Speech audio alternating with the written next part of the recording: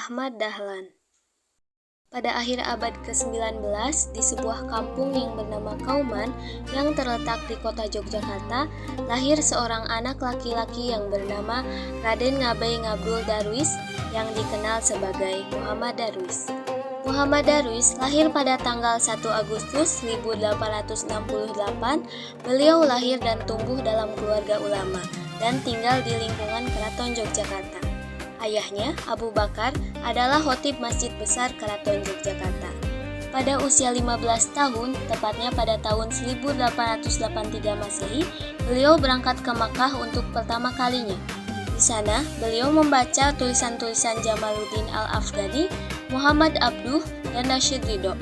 Kemudian, setelah itu, beliau pun mendapatkan sertifikat untuk berganti nama dari Sayyid Bakri Syatta, seorang syekh di Mekah. Beliau mendapat nama baru dari Muhammad Darwis menjadi Ahmad Dahlan. 5 tahun berlalu, Ahmad Dahlan pun pulang ke tanah air. Di sana, beliau membantu ayahnya mengajar kepada murid-muridnya. Ahmad Dahlan sering dipanggil dengan panggilan Kiai oleh murid-muridnya. Sejak saat itu, beliau dikenal sebagai Kiai Haji Ahmad Dahlan. Pada umur 21 tahun, Ahmad Dahlan menikah dengan Siti Walidah dan mereka dikaruniai 6 orang anak. Ahmad Dahlan kembali ke Makkah untuk yang kedua kalinya pada tahun 1903 Masehi. Seusai belajar di Tanah Suci, membuatnya menyadari bahwa umat Islam hanya dapat bangkit melalui pendidikan yang lebih luas, lebih rasional, dan lebih dekat dengan tuntunan Al-Quran. Ketika pulang ke Yogyakarta, beliau melihat masyarakatnya menjalankan agama Islam secara tradisional dan banyak menggunakan ritual tanpa memahami makna mendalamnya. Banyak kepercayaan yang bercampur dengan adat dan tahayul. Sementara itu juga, pendidikan di pesantren hanya mengajarkan ilmu agama. Sekolah-sekolah kolonial seperti sekolah Belanda justru terpisah dari nilai spiritual. Dua dunia pendidikan itu berjalan tanpa jembatan. Melihat kondisi ini, Ahmad Dahlan merasa terpanggil untuk memperbaiki keadaan di kampungnya, Kauman yang menurutnya menyimpang dan tidak sesuai dengan Al-Quran dan hadis dalam menjalankan agama, dan juga menolak ajaran umum seperti sekolah-sekolah Belanda. Baginya, Islam tidak menolak kemajuan. Islam justru mendorong umatnya untuk berpikir kritis dan memanfaatkan ilmu pengetahuan demi kemaslahatan. Baginya, pendidikan itu harus mengintegrasikan ilmu agama dan ilmu umum, antara dunia dan akhirat, akal dan akhlak tidak boleh dipisahkan. Ahmad Dahlan kepada muridnya selalu mengajarkan tentang surah Al-Ma'un. Baginya, ibadah tidak bermakna jika tidak diwujudkan dalam tindakan sosial. Ilmu tidak berguna jika tidak memberi manfaat kepada sesama. Ahmad Dahlan juga berusaha untuk memberikan pembaharuan kepada masyarakatnya di Kauman, bahwasanya agama harus tetaplah agama, tanpa campur tangan ritual atau tahayul. Namun, seringkali mendapat penolakan, bahkan cacian dari masyarakat, bahkan sempat sampai disebut kafir. Pada akhirnya, tanggal 18 November 1912, atas usaha dalam menyebarkan pembaharuan, Ahmad Dahlan resmi mendirikan Muhammadiyah bersama pengikutnya. Sebuah gerakan yang tidak hanya bertujuan menegakkan Islam yang murni, tetapi juga memperbaiki pendidikan, sosial, dan kemasyarakatan. Di tengah penolakan keras, cemoohan, bahkan tuduhan yang dialamatkan kepadanya, beliau tetap tegar.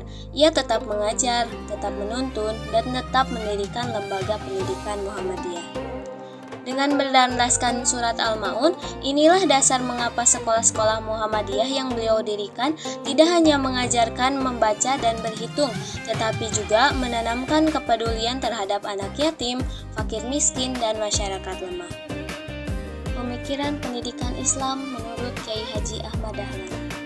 Dalam pemikiran pendidikannya, beliau menetapkan tujuan besar, membentuk manusia muslim yang berakhlak mulia, luas pandangan, memahami ilmu agama sekaligus memahami ilmu umum, dan bersedia berjuang untuk kemajuan masyarakat.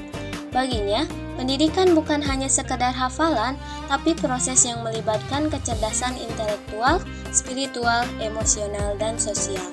Metode yang beliau gunakan pun berbeda dari pesantren tradisional.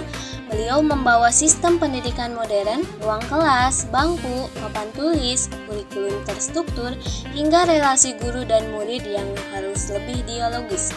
Santri tidak hanya diminta menghafal, tetapi diajak memahami dan mengamalkan. Kalimat bocah-bocah dimerdekaake pikire, anak-anak dimerdekakan pikirannya menjadi ciri khas sekolah Muhammadiyah awal. Kurikulum yang beliau susun mencakup 3 unsur utama. Yang pertama, pendidikan moral, yang kedua, pendidikan individu, dan yang ketiga, pendidikan kemasyarakatan. 3 pilar yang menciptakan generasi muslim berakhlak, berpikiran maju, dan siap hidup dalam masyarakat yang terus berubah. Ahmad Dahlan juga memberikan perhatian besar pada guru. Menurutnya, pendidik bukan hanya penyampai ilmu, tetapi teladan akhlak. Guru yang beramal, guru yang memahami dan menghayati nilai Islam adalah kunci terwujudnya manusia berkarakter. Pemikirannya sangat relevan dengan pendidikan modern, integrasi ilmu agama dan ilmu umum, pembelajaran aktif, pendidikan karakter diterapkan di pendidikan masa kini. Jauh sebelum konsep Student Centered Learning atau kurikulum merdeka dikenal, Ahmad Dahlan telah menerapkannya. Kiai Haji Ahmad Dahlan wafat pada tanggal 23 Februari 1923. Namun gagasannya tidak pernah mati. Dari sebuah langgar kecil di Kauman, kini ribuan sekolah, rumah sakit, panti asuhan, dan perguruan tinggi berdiri membawa semangat Islam berkemajuan.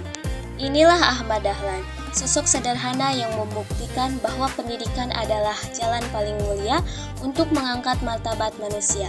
Seorang ulama reformis yang mengajarkan bahwa iman harus melahirkan ilmu dan ilmu harus melahirkan amal, serta ilmu dunia dan akhirat harus berjalan dengan seimbang. Dan dari hasil perjuangannya, beliau bisa menjadikan Muhammadiyah sebagai salah satu organisasi terbesar di Indonesia dan mempunyai lembaga yang menyebar ke seluruh pelosok negeri, bahkan luar negeri.